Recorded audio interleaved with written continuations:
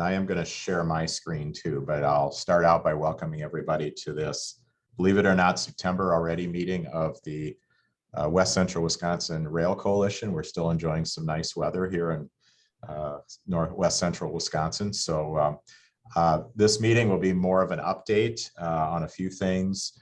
Somewhat, I am going to share a PowerPoint because it's always better to visualize some of the things we talk about, but I'm hoping to keep this fairly informal. So if anybody has comments as we go along, and especially questions about things, feel free to jump in. If I don't see you, unmute yourself, or we'll try to take a look.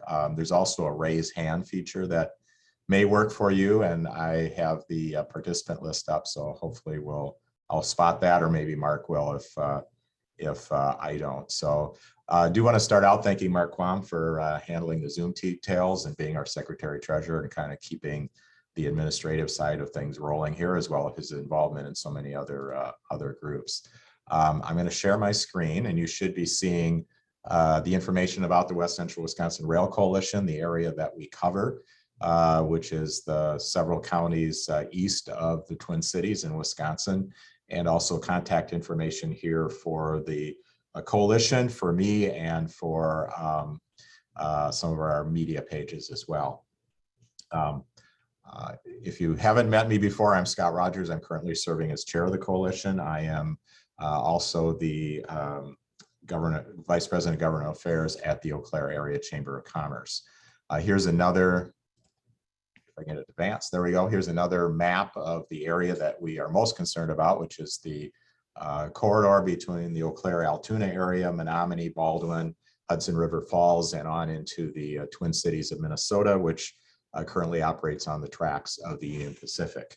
And as we talk about this, of course, we know that there hasn't been scheduled passenger train service on this line since 1963, and the train that a lot of people remember is the Chicago Northwestern's Twin Cities 400. The Northwestern was the predecessor railroad, merged with Union Pacific, and I believe it was 1995. And last time that we had passenger trains in Eau Claire, this is how people dressed when they traveled. It has been a long time. I was just, before we started, I was talking to Mark because I knew he took a train trip recently, and my wife Shirley and I just returned from taking the train to Springfield, Illinois. We drove to Milwaukee because of schedules, took the Hiawatha to Chicago, took the Lincoln service, which between the 4 Lincoln service trains and the Texas Eagle, there's 5 trains a day between Chicago and St. Louis on the corridor that Illinois has improved. And so it was a good opportunity for us to take a train to a community where you could walk most places and take in the sights without having to get a car. Our train out of Chicago was all Amfleet and Horizon equipment. If you're familiar with that, that's the equipment that Amtrak has been using for quite a while. And then the picture you see here, the morning northbound train at about 8:30 from Springfield, train 302 is the one we took Tuesday morning. And that train is currently running with 4 of the new venture cars that were manufactured by Siemens that the Midwest states are phasing in right now. It did still have the train we were on had one Amfleet car that was the business class and cafe car. The interior shot you see here is of the new venture cars. The aisles are a little bit wider for accessibility. You can also see there's some handles on the seats, so as you're walking through the train, if you want to grab onto something. I did see we got as high as 90 miles an hour on much of the track. And the doors between the cars open automatically, and there's a lot of space. So they do feel a lot newer and fresher and brighter than the current services. One thing I'll just relate, we actually had to reschedule this trip twice. Our original plan was to go to Chicago on the Empire Builder, spend a night, go to Springfield, went on our way back, connect from the Lincoln service to the Empire Builder. And it turns out that it was a good thing we didn't plan it that way, because on Tuesday, had we gotten back to Chicago on Lincoln service, the Empire Builder was canceled that day. And that's because Amtrak canceled a number of services the last few days because of the impending labor strike that was going to happen tonight. And fortunately, at least for rail travelers, the news just came out this morning that very, very late last night or very early this morning, working with the Secretary of Labor and the Secretary of Transportation and others in the administration, the railroads and labor unions reached a tentative deal to avert the strike. And so for now, there won't be one. Andy Hawk is actually on the line from SMART and TD, and talked to him a little bit beforehand. We won't really know the details until those agreements go out to the membership for possible ratification. But for now, Amtrak did not run its long distance trains for a couple days now, and we haven't heard yet when they're going to start phasing them back in, but presumably the corridor trains and others won't see any interruption. So don't know if there's any more to add about that, but if anybody wants to jump in with questions at any time, we did get that good news today. Kind of going back to where we're coming from as a rail coalition. This is the map of the Midwest Regional Rail Initiative from the 90s, when Wisconsin was one of the leading states in a multi-state effort to build out a Midwest system. And really, a lot of the community and business leaders from Eau Claire and West Central Wisconsin noticed that our region was not included. And so the predecessor organization of what's now the West Central Wisconsin Rail Coalition was formed to try to get us sort of on the map. And so as planning went forward, that we would be considered for passenger rail service because of the population and other factors in our Western region. You see the mission of the Rail Coalition right here, to develop passenger rail service for balanced transportation based on long-term sustainable economic growth, believing that it's important for the public and our economy in our area to have it.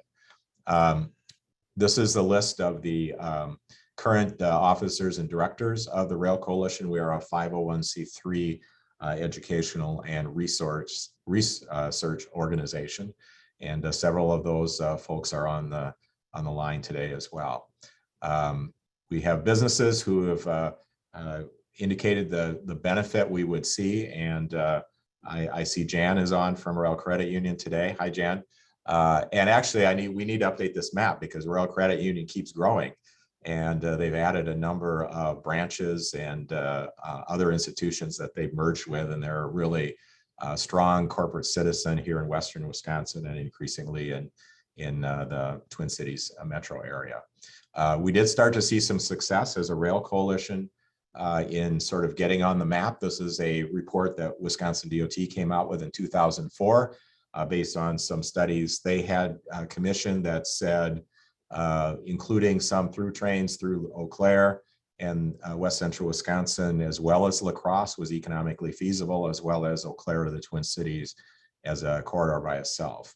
And then subsequently, as state rail plans were developed under requirements of FRA. Minnesota rail plan includes the Twin Cities to Eau Claire. The Wisconsin rail plan's map of future connections also shows future service through our West Central Wisconsin region. More recently, last year, Amtrak came out with a vision map across the country of places it felt that if federal funding were available to expand passenger rail service, places it thought would make sense to have more service. Here you actually see that the map includes essentially the same routes that are in the Wisconsin DOT current rail plan, which includes not only West Central Wisconsin, but also the Fox Cities, Green Bay, and Madison. This is a vision map from the Midwest. I'm not sorry, they changed their name. It used to be called the Midwest High-Speed Rail Association, now called the High-Speed Rail Alliance, showing future service through our region. The recent FRA Midwest Regional Rail Network study that came out last year, a very high level, not showing specific routings, but major corridors, showed the Chicago, Milwaukee, Madison to Twin Cities as one of the highest potential corridors in the Midwest. And even for long distance service, there's a effort now in the Pacific Northwest, partly thanks to some provisions in the, or they maybe were help to get some of the provisions in the bipartisan infrastructure law to look at some long distance services that are needed for parts of the country. And so All Aboard Northwest is an advocacy group working with the Big Sky Rail Authority in Montana, communities like Boise, Idaho, and others to see the routes restored through southern Montana and to Boise and those areas of Idaho between Salt Lake City and the Pacific Northwest. They included us in one of their maps as one of the future routes. And interestingly enough, as often as we talk about going back to the future and having passenger rail again, this is courtesy of the Chippewa Valley Museum. This is a postcard from around 1914 of the North Coast Limited stopping in Eau Claire. And the North Coast Limited was a Chicago to Twin Cities to Pacific Northwest line that ran on the Northern Pacific and is actually the route that they're seeking restoration of between the Twin Cities and Montana and on to the Pacific Northwest. And for a few years before 1918, that train actually ran on the Northwestern through Eau Claire.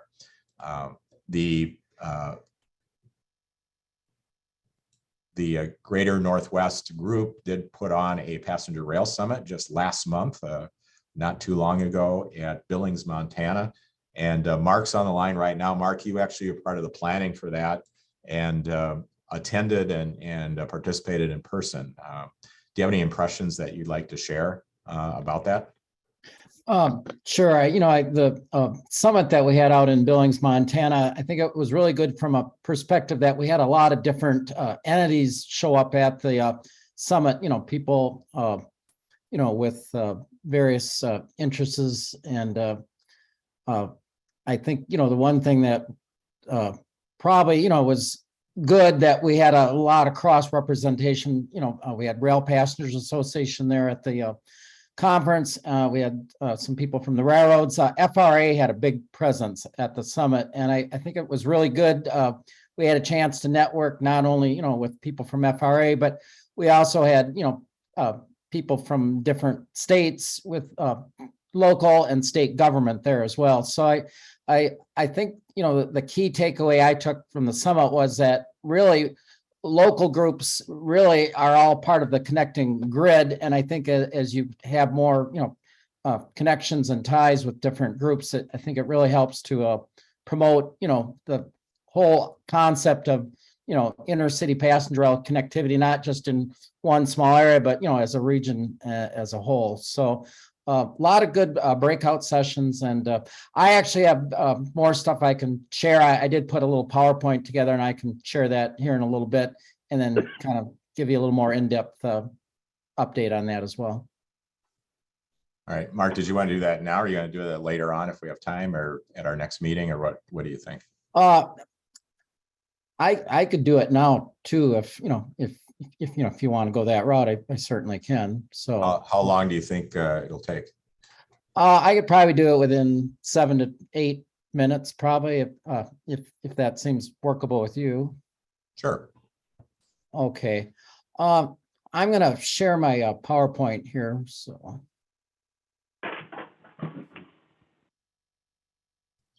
And while Mark's getting that up, just kind of give you a heads up of what we'll be covering next. Then, from my perspective, we'll get into what we know about the FRA's corridor identification plan and what the Chippewa St. Croix Rail Commission is going to be talking about at its next meeting and the steps it's taking to make sure our region is incorporated into that. So take it away, Mark. Okay, I just got to get my screen adjusted here a second. And we are seeing the Northern Hotel, if that's what I'm looking at. Yeah, okay, yeah, we're good. Unfortunately, I can't put this in full screen. I've been having some issues from the last Zoom update, so you'll just have to disregard the little pictures on the side. But basically, the Great Northwest Rail Summit was held in downtown Billings, Montana, and that's at the Northern Hotel that you're seeing there. And basically, we also had an alternate hotel, the Hilton Doubletree, just about a block over to accommodate overflow. I'm going to bring up the schedule here, and I'll kind of enlarge that to just kind of give you a little idea. Okay, hopefully everybody can kind of see that. Basically, the conference kicked off on Monday, August 22nd. We started it after lunch because we had people coming in from different states, and it just was more convenient for people that had to drive or leave on Sunday to have a little time in the morning, to get there in plenty of time. So basically, kickoff started at 1 o'clock, and Dave Strohmeyer, who's with Big Sky Rail Authority, made some opening remarks.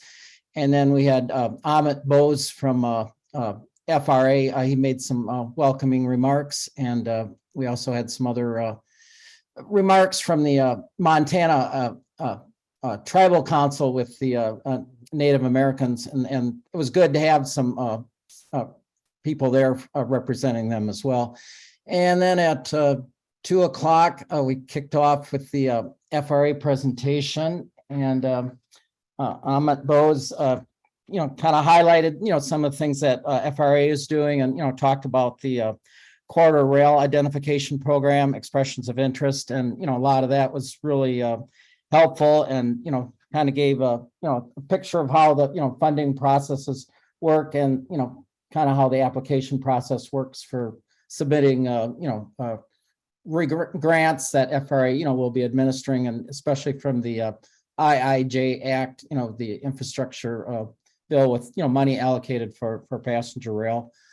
And then at 3 o'clock, we had transportation equity seminar, and that basically involved let's see here. Yeah, we had different speakers. We had John Robert Smith, and we also had Jim Matthews from RPA. He kind of, highlighted some of the different things that RPA is, strongly promoting, to promote, better transportation access, better transportation equity.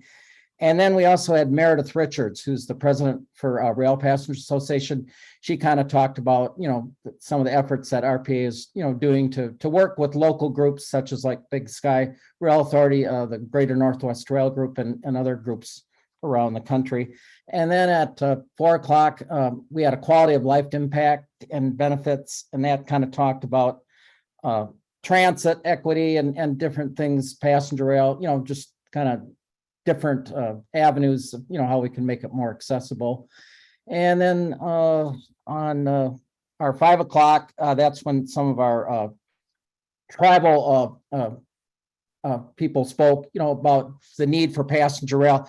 And the interesting thing I found, in Montana, with it being so rural, on some of the reservations, especially for some of the elderly, they just do not have good public transportation. And I think with bringing passenger rail back, especially through the southern route in Montana, I think, that will be a major benefit, to give people more choices, more accessibility to get to appointments, doctor appointments, services, things like that.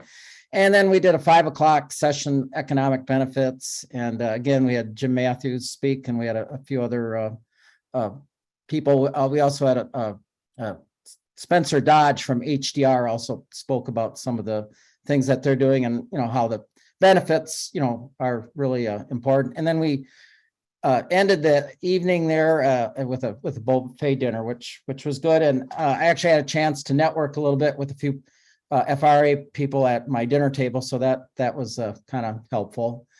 All right, I'll go to the next slide here. And this was our breakout session on Tuesday, and I did a small breakout session with just a small group on some of the benefits of enhanced service and existing services.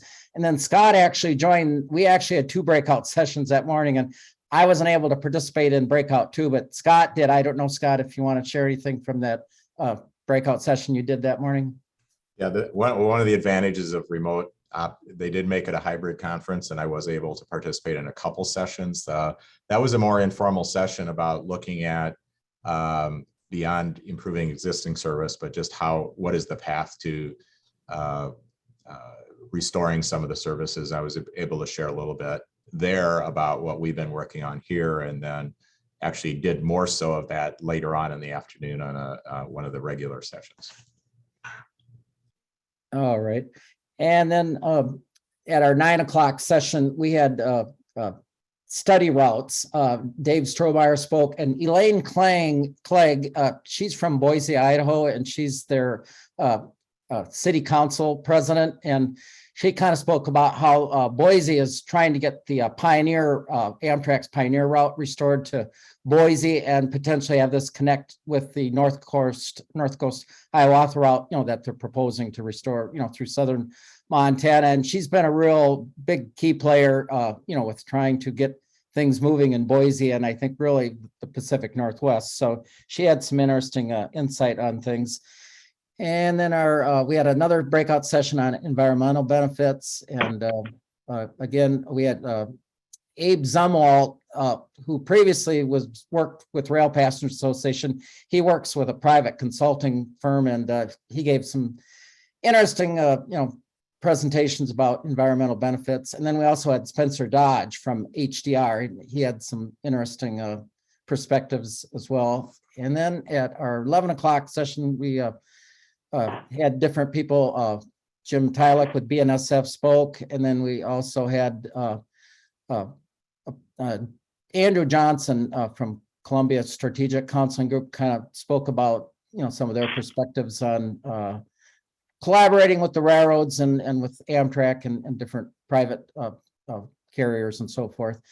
And then we had a lunch breakout, and then Peter DeFazio joined us on that breakout over lunch. And then our 1 o'clock session, we had Dan Bilka, who's with the Greater Northwest Rail passenger efforts, talked a little bit about different things. And again, HDR spoke. And then Rick Harnish also spoke and kind of talked about efforts here in the Midwest. And then our 2 o'clock session, we had an update from FRA and then Amtrak, and they kind of talked about, some of the funding opportunities and some of the challenges and some of the benefits and so forth. And then at our 3 o'clock session, we had a political legal process, and Scott actually joined in on that one. And I don't know, Scott, if you have anything you want to share while you presented at that session. Really talked about, they were curious about what path we were taking, and that's what the other people on the same one. So sort of shared some of the things that we've been talking about at our meeting so that they could see, how we're responding to things in Wisconsin that might be different in other places. Okay. All right, I'm going to advance to the next slide. Now the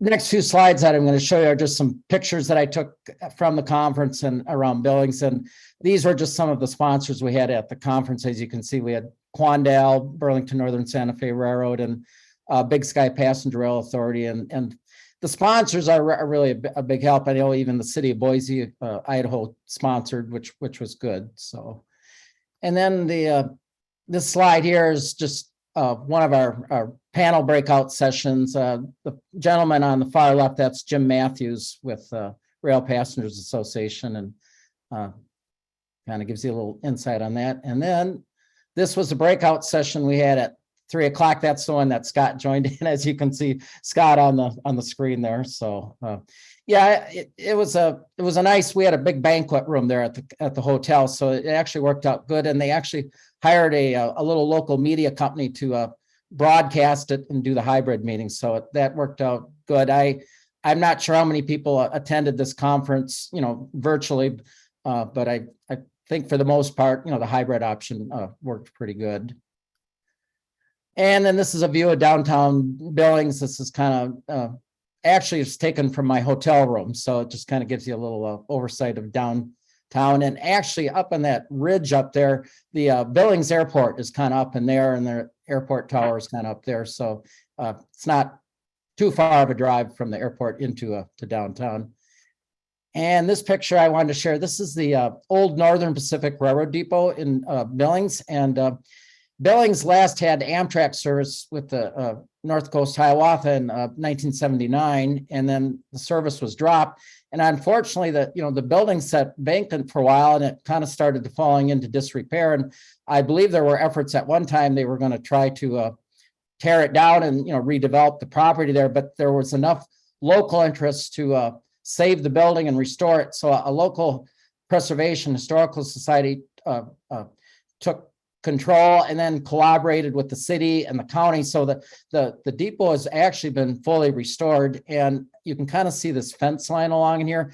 That that would be the main line, and of course there's active track on the other side. These are some empty coal hopper cars sitting there, but the goal is, once we can get rail service, passenger rail service restored, that fence probably will come down, and you'll actually be able to reboard at the actual station. And this is actually the front of the old Northern Pacific Railroad depot. It's kind of interesting. It's quite a large building. This was kind of the main passenger depot, and then the freight room area is down in here. And then there was another building that the railroad had for railroad offices and so forth.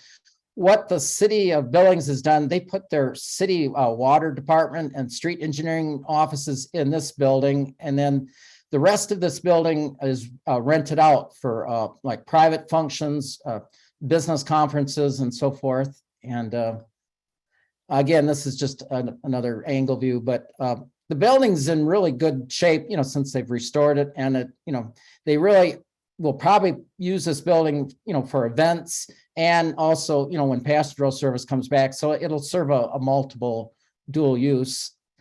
This picture here is the interior. This is the former waiting room. It's currently being used as like for conferences and business meetings and stuff. I think the plan is that part of this area will be used for a waiting area once they restore the passenger rail service. But I think, they'll still use it, to rent out for business meetings and stuff, because it does generate revenue, and, it helps with their overhead costs. But the building, it's really beautiful inside. A lot of the original woodwork interior, it's kind of got this terrazzo floor and kind of this glazed tile that was commonly used in the 20s and stuff. So it's a beautiful building. And then the next, this is the freight room. And this room is like typically where people rent out for wedding receptions or graduations. And you can rent them out, and they get fairly booked. And we actually had our banquet here. This is our banquet that we had the last evening of the conference, and it worked out great. And then Meredith Richards from Rail Passengers Association was our keynote speaker for the banquet. So it was ideal because you could sit there and you could hear the trains go by. Not that there were a lot of trains going by that evening, but it was just nice to, have access and just the atmosphere of being in the old depot there. So that was kind of cool. And this picture, this is kind of the downtown district. One of the things that Billings is doing right now, they're really renovating a lot of the old downtown buildings, and a lot of interesting little restaurants and shops and just a variety of little things. So plenty of things to do in downtown Billings. So, and this is just a night shot view that I took from my hotel, kind of looking out. This is the Northern Hotel where the conference was held, and this is the main line track coming through, and the depot unfortunately is off. It's further down in here, but that just kind of gives you an overview of the core downtown area. And then this picture I just wanted to share. This is a brochure from the Big Sky Rail Authority. And if any of you have an interest or want to learn more, you can contact, it's bigskyrail.org, or they have a email address you can use as well. And then I just wanted to share this. It's kind of hard to see, but this is the state of Montana, and this blue line is the current Empire Builder route. And then these orange lines down here, this would represent the proposed restoration of the North Coast Hiawatha. And someday they would like to connect services down to Salt Lake City or Denver. And of course, Billings would be over in here. And so I don't know if these up in here would necessarily be rail. It could be connecting buses, but they wanted to include it, as connecting system, because I think some of these outer outlying counties, might have to have, connecting buses to get,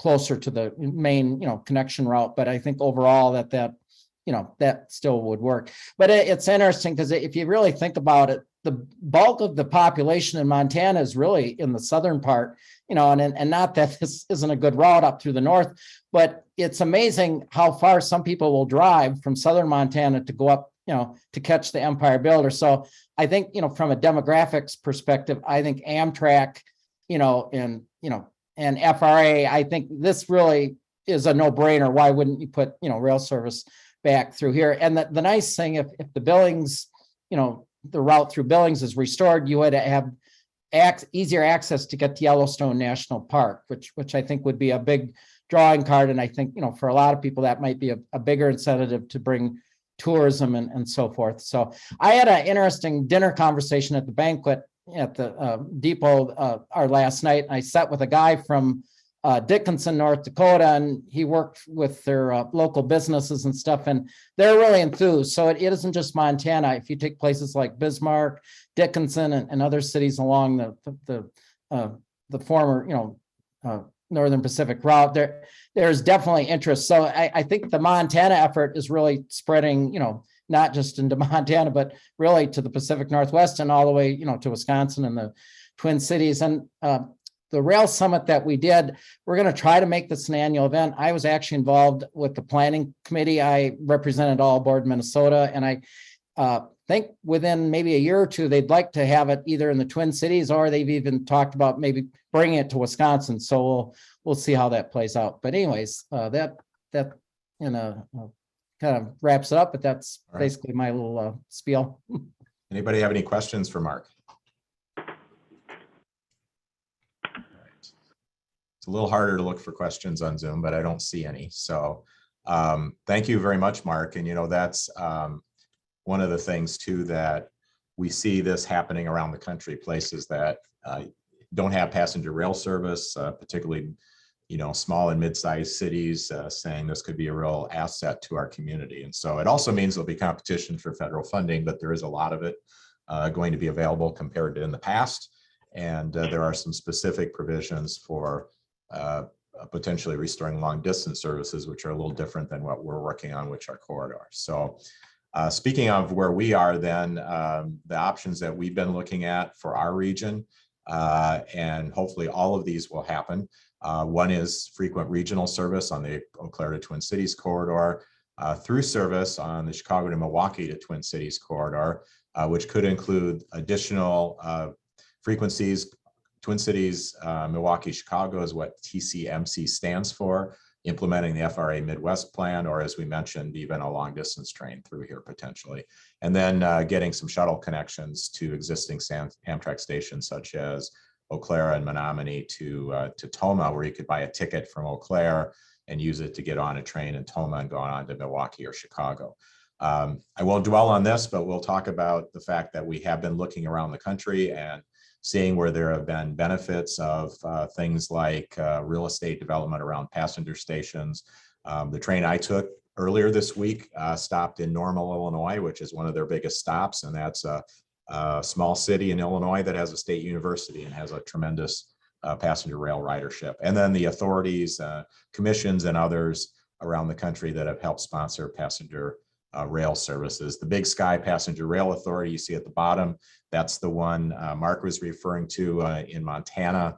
The counties have gotten together to advance the ball on passenger rail restoration. Of course, in Wisconsin, we already have the Hiawatha service between Chicago and Milwaukee.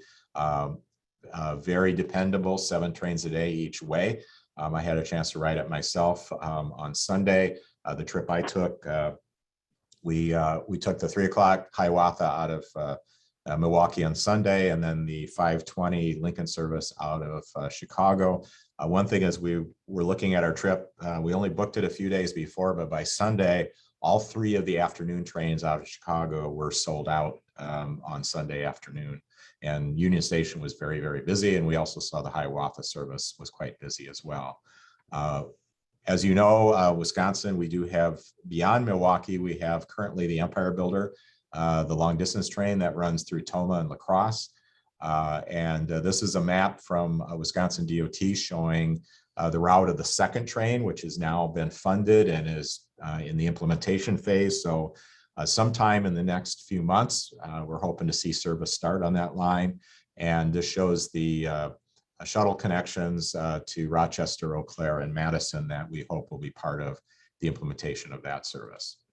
I mentioned earlier that one of our next steps was the formation of the Chippewa-St. Croix Rail Commission. And that is resolutions were passed by 3 counties and 6 municipalities to move forward with a transportation commission under Wisconsin statutes. This is where it stands right now in terms of members. Since our last meeting, the commission did do a bylaws amendment. It was the desire of the other commissioners to make the West Central Wisconsin Rail Coalition a voting member. So we, along with the 9 public entities, are a voting member. And in fact, they gave us 2 seats. And our board appointed Ann Schell, who's on this call, our former MPO director here and a member of our board, to represent the Rail Coalition on the commission as well as me. And then the commission also, under its bylaws, has ex officio members. These are organizations which are important to the planning and implementation of passenger rail service. And all of these entities have accepted their ex officio role, and some of them have started attending the meetings, and those include the Union Pacific Railroad, the Departments of Transportation from both Minnesota and Wisconsin, the regional rail authorities at Ramsey and Washington counties in Minnesota, which of course the line runs into St. Paul Union Depot, West Central Wisconsin Regional Planning Commission, and then the 5 institutions of higher learning in our region, which are the UW schools at Eau Claire, Menominee and River Falls, as well as Chippewa Valley Technical College and Northwood Tech College. So that's good news that we have these entities involved in working with us on this. The next meeting of the commission is on Wednesday next week at 8:30 a.m. in person at the Dunn County Government Center in Menominee, also via Zoom. Most of or all of you on this call should have received an email about the Zoom details for this one, and it did have the notice and how to join this meeting if you're interested. So, or if you need that, just contact us and let us know. So what the commission is doing now is working to make sure that we are in line and part of the process to be designated as a corridor by the Federal Railroad Administration, which has been charged with implementing the federal funding you see on the chart here. I'm not going to go into the detail in the interest of time, but as an area perspective, this is a bar chart showing federal passenger rail funding for the last several years. And you can see that each of the next 5 years is as much or more than the last 10 years combined. And so it's very significant. This spring, the FRA published in the Federal Register their intent to establish a corridor identification development program. They did issue some criteria for this, but the primary guidance is going to be coming out later this year as far as the next steps and how you would actually enter the program. But the next thing that they are asking organizations or entities to do that are qualified are to submit expressions of interest. And this is effectively raising your hand, taking a number, if you will, and saying, we have a corridor we're working on, and we intend to submit it to the FRA when the time comes for inclusion in the corridor identification program. And those that are eligible are states, departments of transportation, public bodies, as well as things like transportation commissions. And the Chippewa-St. Croix Commission, one of the important things about it is the way it's structured. It is eligible to be a eligible entity to get involved in this program. Certainly working with the entities that are part of our commission as well in the ex officio side. So the commission did vote to submit 2 expressions of interest, one for the Eau Claire to Twin Cities route, and then one for a through route. And I'm just showing you here quickly a draft that's been worked on. Jim Dunning, by the way, is the chair of the commission. He is the representative from Eau Claire County. He is an Eau Claire County supervisor. Also from Eau Claire, we have Jeremy Gregert from the city council, who's the city of Eau Claire's appointed person. And Jim appointed a subcommittee to work on this draft, and this will be presented to the commission this coming week, next week, for submission. The subcommittee was Jim, Jeremy and Shell and me. And over the last couple weeks, we've Anne did some research and looked at others that have already submitted expressions of interest. And we put together a couple letters for each of the expressions that talk about the fact what those corridors are and some of the plans they already appear in. The instructions on the expressions of interest actually are pretty straightforward. It just says the submissions should include the name and contact information, description of the entity submitting the expression, and the endpoints of the corridor. So we kept it to one letter, indicated who's involved in the commission, and this is really a first step to sort of get on the list to let FRA know that more is coming. So, Anne, I don't know if I think you're on the line. Would you want to add anything to this as far as this process, or did I cover it well enough?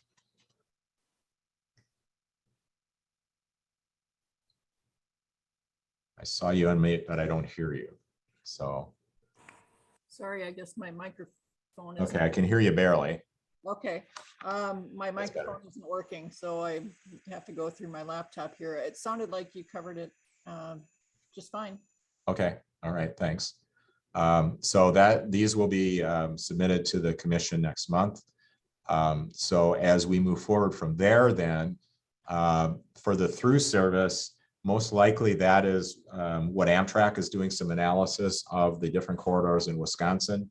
We've been in touch with Derek James there, as well as Arun Rao, who is now their Director of Network Development, formerly with WISDOT, have given us some indications that there's a lot of interest in including our route as one of the for future through trains. So we'll see what we can make of that as it goes forward.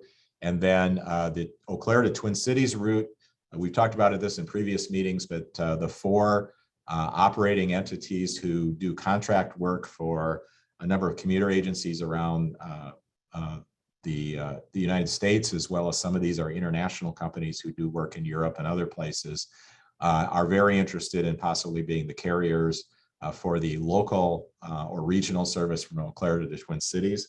So the commission is working with them. Among them is Herzog. This is a map of places they operate services, and these is a list of some of the services around the country that they operate. They are very interested in competing for the opportunity to operate that route. Herzog actually operates one intercity route for the state of Connecticut, which is the Hartford line. And so they see some opportunity here. There's also the question whether Amtrak has the capacity to operate all of the potential routes. And so this introduces some competition and looks into it. And they have talked to the commission, as well as we've had them on some of our meetings. And the commission did vote to tentatively engage AI Pro, which is the organization to put together a meeting and a market sounding that brings all of the parties together, presumably including the railroad, the public entities, the different carriers, equipment, labor, and others, to really look at all the challenges and opportunities for putting the route together, hopefully doing it later this year. There is a cost to put it together, and the commission has a proposal from RBC Associates, consulting firm, to put it together for $12,000. So the commission is currently putting together, has made a request of its members for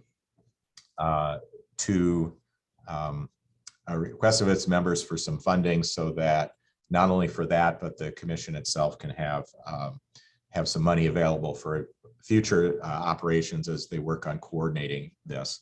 I will mention that at our last meeting, Lisa Stern, the Director of Bureau of Harbors and Railroads for WISDOT, did indicate that WISDOT also intends to submit expressions of interest for all of the state rail plan routes, including ours. We know that the cities of Pewaukee, Watertown, and Madison have submitted an expression of interest for the Chicago to Milwaukee to Madison extension of the Hiawatha. And Lisa did indicate it to us that these are complementary, that it's not duplicative for us to put them in as well, and maybe even helpful with the FRA in terms of its attention to the corridor. So we'll know more about this as we go forward. The various entities are looking at what they can contribute.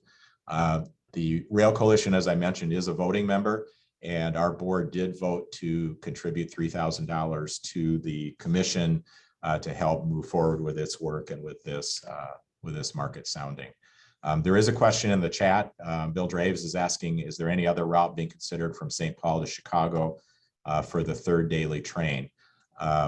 The two routes under consideration would be the current route and the route through Eau Claire. A little bit of background information there. The TCMC second train has been funded. The agreement between Amtrak and Canadian Pacific does allow a third train to be operated once all of the track improvements are made. And of course, 3 trains are not the end all be all. This is really a high profile and a very strong corridor that deserves several trains a day.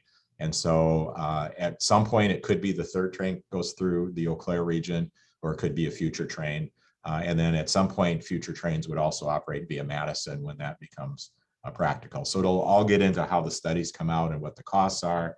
We do know that with the CP merger with Kansas City Southern pending, presuming that goes through, there'll be quite an increase in freight traffic on the portion of the line between La Crescent across the river from La Crosse and the Twin Cities. So that could affect passenger capacity on there as well. So I have one other thing I want to share with you, but this is on the commission. So are there any questions? You can put them in the chat or raise your hand and ask a question if anybody has any on what's going on with the commission.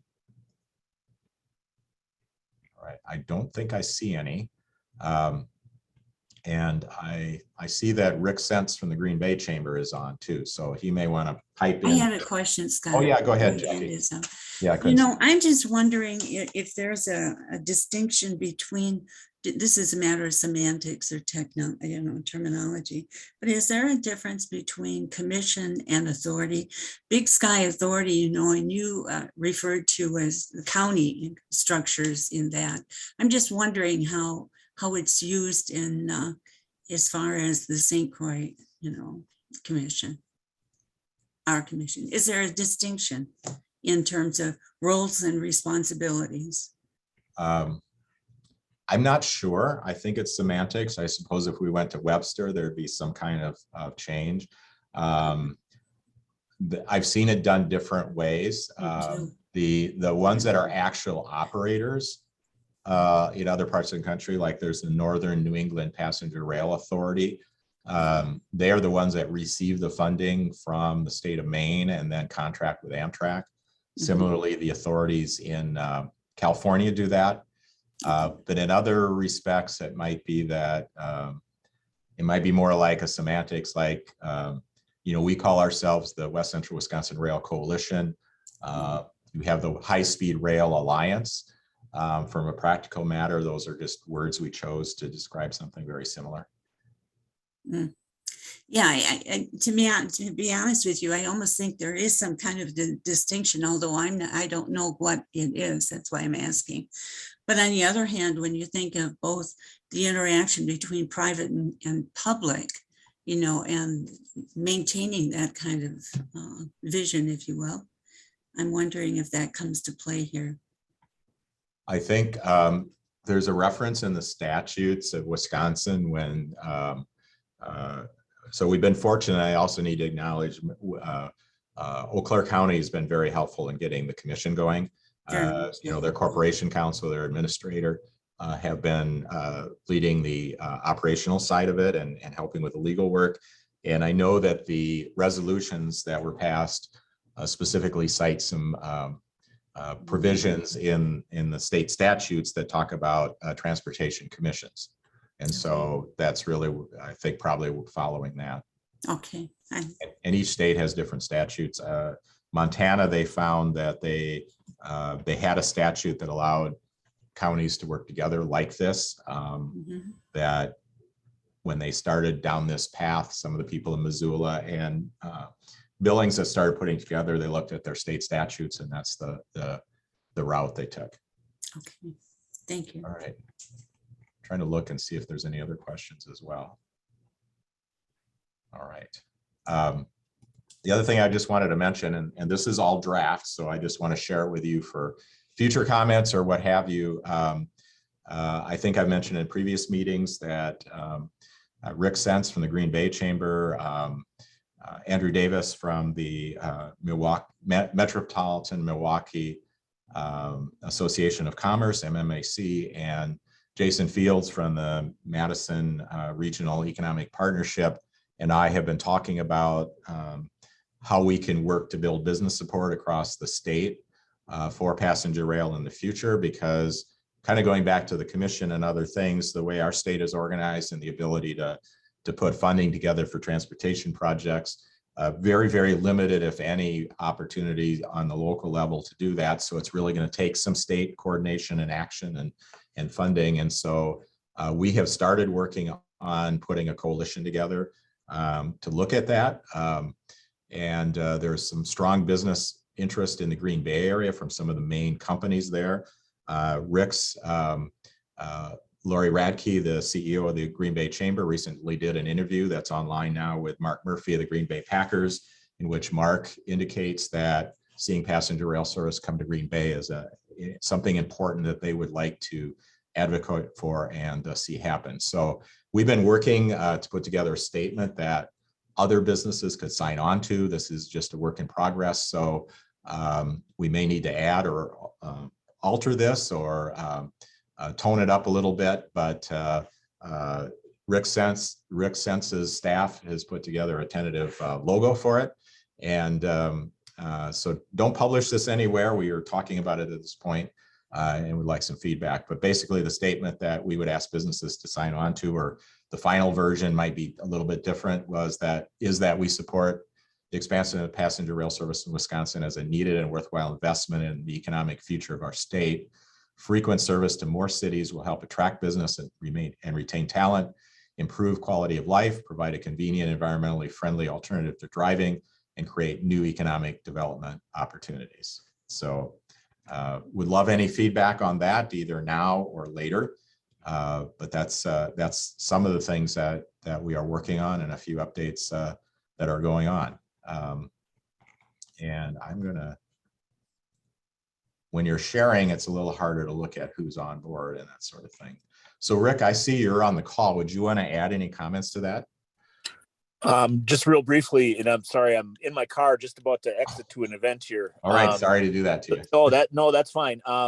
But no, it's just been really great working with Scott on this, and there is a lot of momentum over here, echoing the thoughts from earlier speakers about the excitement about passenger rail across the western part of the country. I would definitely say that's here in Wisconsin too. Very few questions about, supporting it, and I have yet to have one person just vehemently come out and say they're just totally against the idea of expansion of service in Wisconsin. So I think we have an opportunity, and really look forward to continuing working with Scott and your group, and working at trying to isolate just the business community at first to get some real momentum behind it in the legislative side, but then obviously expanding that to beyond just businesses as well, to incorporate people throughout the entire state to get behind the effort.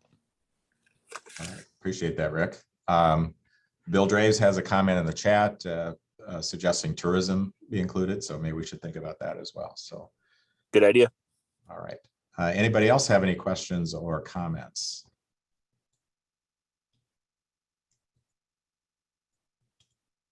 Not sure how I went to a different slide, but I'll go to the last slide here. This is just our contact information. You can follow us on Facebook and Twitter, and Dan Schillinger is on the line as well. Dan is helping out with our communications, so we appreciate that. And of course, we appreciate all of you that are on board today. So, all right. Any other questions or comments anybody would like to have? I think I'll stop sharing my screen so I can see everybody better too. So, all right. We always like to run these meetings on time, like on-time trains. So maybe we'll arrive at the station 5 minutes early. So if there's nothing else, Scott. Yeah, go ahead, Mark. Mark here. One thing that I just wanted to mention to everyone on our Zoom call here today, I'm involved, as most of you know, with the Rail Passengers Association. And on October 21st through the October 23rd, Rail Passengers Association is going to do their fall meeting in Kansas City. And we're actually going to be having our meeting at the Union Station in Kansas City. So that'll be an exciting event. And they've actually lined up some speakers for that event. We're going to have Ismail Kuvaz. I'm not sure if I pronounced that right. He's Amtrak Government Relations. He's going to be there at our fall conference. And then there's also going to be somebody speaking about the Kansas City streetcar project. And then they're also going to have some people speak about the Heartland Flyer expansion, the Colorado Front Range corridor development. And then there's going to be some commentary about the IIJA. And then also there's the Lakeshore Rail Alliance. And Rick Carnish is going to talk regarding that. And then they're going to have somebody talk about the I-20 Dallas to Atlanta development corridor. And then also one of the things that we're going to do at that fall meeting, RPA is really looking how they can play a more active role with advancing corridor development around the country. And I think that's going to be a big key project for us moving forward, to work with more local organizations and groups and across the country to, really, spur the interest in corridor rail development. So I just kind of wanted to pass that note along. One other thing that I just want to comment too, as most of you probably know, I'm involved with All Aboard Minnesota, and we're probably going to be doing we think probably November, we're going to be doing a fall outreach to some of the cities north of the Twin Cities on the current Empire Builder route, like Brainerd, and probably we're looking at Little Falls. We would like to see the TCMC eventually expanded to go up to Fargo. So people in the Fargo Moorhead area would actually have a daytime option, to get to the Twin Cities versus at 3 or 4 o'clock in the morning. So that's something we're going to be kind of revving up a little bit, doing some outreach efforts with that. So I just kind of wanted to give you a little update on that. All right. And there's a comment from Bill Draves that they're going to have a Zoom update based out of River Falls on September 28th at 4 p.m. open to the public. There's some web pages on the Hudson Star Observer right now, but Bill, if you send that to me and Mark as well, we can kind of let people know about that also. I am going to mention one other thing that's relevant for Rail Passengers Association that I thought of when Mark mentioned this as well is there have been some hiccups in terms of Amtrak's operations of trains lately. There have been a lot of canceled trains. They're really having labor and equipment shortages. RPA has been collecting information from passengers about instances, not maybe where it was just understandable that something happened, but in some cases, some things where Amtrak didn't handle things well, particularly in communications with customers. So if you have feedback, good or bad, Rail Passengers Association, you can just Google that if you want to find it.